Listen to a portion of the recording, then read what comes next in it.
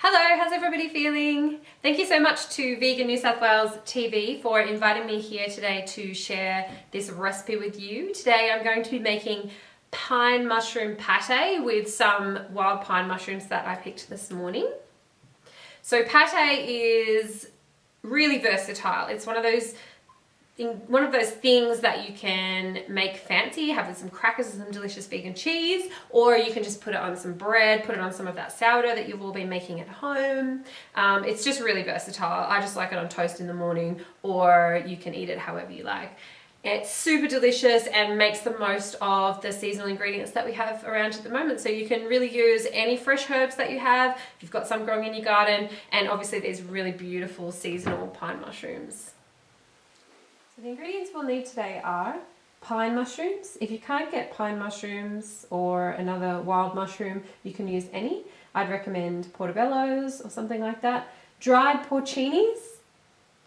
Fresh herbs, I recommend thyme and parsley, maybe sage, but really you can use any herbs like that you like. Onions, garlic, vegan butter, pepitas, peppercorns, ideally green peppercorns, fresh green ones, if you can get them. Otherwise, any pepper is fine. Vegan beef stock powder, celery salt, soy milk. If you don't want to use soy milk for some reason, you can use any plant milk, but you may need to adjust the seasoning to account for that. Bread to serve and some vegan white wine. Okay, so I'm heating up my pan here. And we're going to start by taking around about 1/3 of the butter. So I'm going to put the amounts of the ingredients in the comments of the video. So yeah, and just get in touch if you're unsure about anything, because you know, I'm online and I can help you with things. So let me know how you go. So we're going to take, it is quite a lot of butter. We're going to take 1/3 of the amount of butter.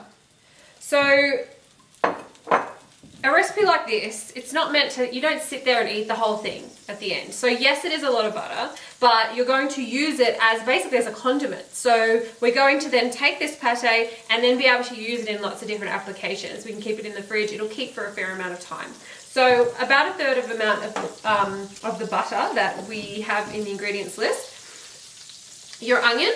So everything can be fairly roughly chopped because we're gonna blend everything at the end. So we still want to be able to get all the edges caramelized and all that yumminess. So chop it fairly small, but it can be a little bit rough as you like.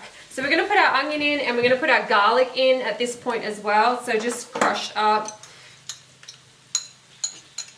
We're gonna put that garlic in.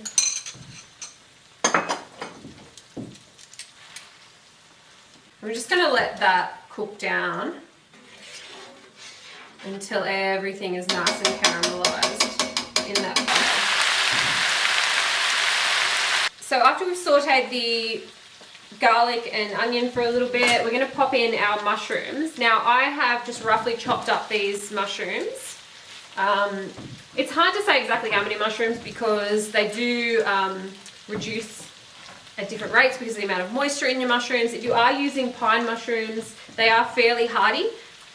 So that was 2 big handfuls that I put in there.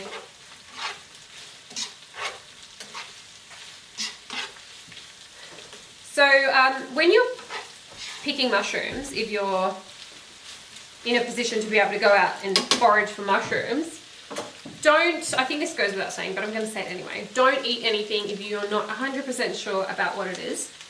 I think the best way to start when you're foraging is to choose a species or a type of mushroom that you know you can identify. Become really familiar with all of the characteristics of that mushroom, and then only eat that one. And if you come across something weird, take some pictures of it, look it up later, and then maybe you can add that to the mushrooms that you know later on. So it's not about just like, oh, there's, a random one. You don't sort of experiment with it when you're going out. You just go, these are the ones I know and these are the ones I eat.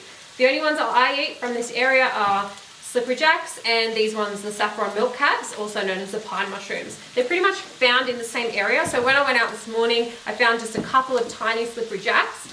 They do get very big, but they look like this. It's ideal to peel slippery jacks before you eat them. Some people don't have a reaction, but some people don't really process the skins really well. So they look really different. The colour is one of the main things that you notice with the saffron milk cats, but there are lots of other identifying features as well. So, like I said, don't eat anything you don't know what it is, and join some mushroom ID groups on Facebook, get some books, and identify yourself or familiarise yourself with just that one type before you go any further. And then eventually you'll have a whole bunch of different types of mushrooms that you'll know. So I quite often make my mushrooms like that. At this point as well, mushrooms love salt when you're first cooking them. So I like to put in a little bit of salt to start with. It helps them to break down at this first point in the cooking process. I'm also going to put in right now some dried porcini mushrooms that I have rehydrated in about 100 ml of water. Again, I'll put all of the amounts. So it's just a kind of, you know, they have gotten a bit bigger since I put them in. I'm going to take them out of the water and dump them in now, but I'm going to keep this water because I'm going to use this later on in the cooking process.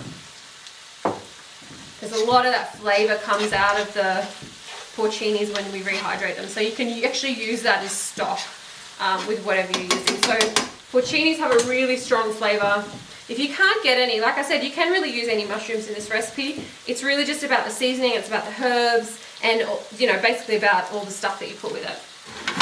So at this point, I'm also going to put in a little bit of celery salt as well, just to add to that kind of depth of flavour. And I'm also going to put in just a sort of big teaspoon of vegan beef stock powder. So there are quite a lot, if you didn't know this already, there are quite a lot of stock powders that are store-bought that are already vegan.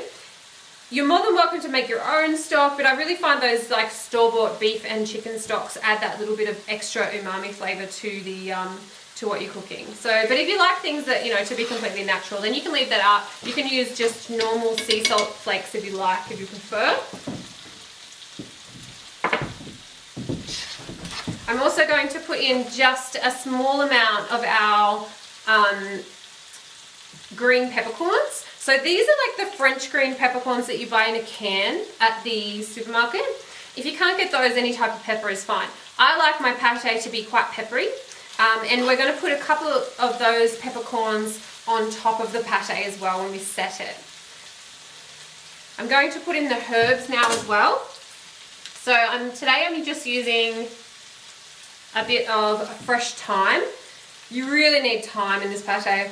Thyme and mushrooms are best friends. But any other, sage is really good here. I'm just going to use thyme and fresh parsley today. I'm going to put a little bit of those in now, and I'm going to put a little bit in when I blend as well, just to give that, you know, that freshness of at the end that the uncooked herbs bring. So a little bit of fresh parsley in now, and a little bit of the thyme. We're going to also put little sprigs of thyme on the top at the end as well. So make sure you keep some at this point. Okay, I'm going to, once everything starts to break down a little bit more, I'm going to put our pepitas in, because I just want them to toast off a little bit as well. They don't need to be cooked or anything, but we're just going to it's just going to add to that flavour. Now, I'm using pepitas because I like to, where I can, cook fairly allergy friendly. So nuts as well can work, so cashews, any type of nut that you like. If you really like walnuts or pecans or something with more of a distinct flavour, they can work as well, but maybe use a little bit less. So you want a nut that has that creamy, that creaminess without a really strong distinct flavour, just so that flavour of the mushroom comes through.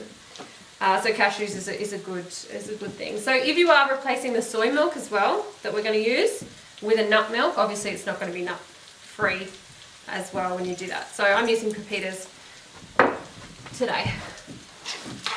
Okay, when all of those ingredients are all nice and toasty and delicious and caramelized, we're going to add in our white wine.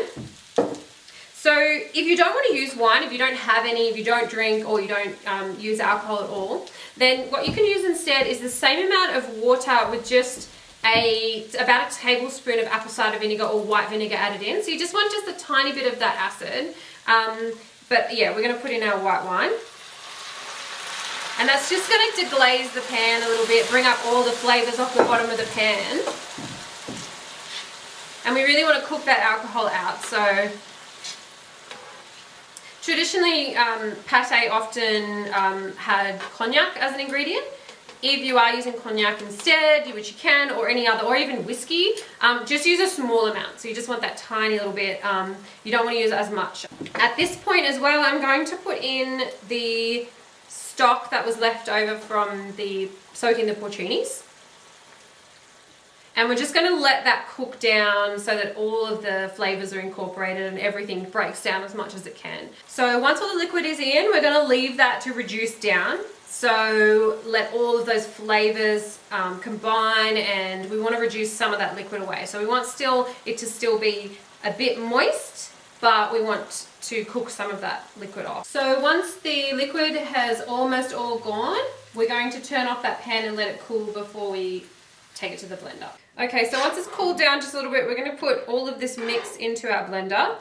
Now, it's ideal to have a high-speed blender so that it's nice and super smooth, but it's still going to be tasty if you have a little bit of graininess to it. So you can really use any blender. So we're going to put all of that in there.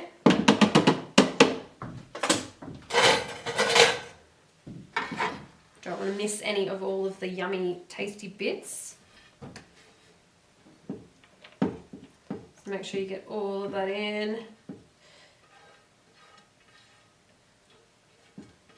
So we're also going to pop in now into this blender another third of the butter that's in the amount of ingredients. So the final third is what we're going to melt to put on top. So another third of the butter goes in now.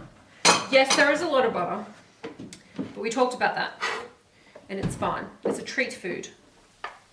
Like I said as well, I'm going to pop in just a little bit more herbs, but fresh this time. So just a little bit of fresh parsley and a little bit more of that thyme, but just a little bit more because we already put some in to cook. Now we're going to put in some fresh ones as well. So pop the lid on.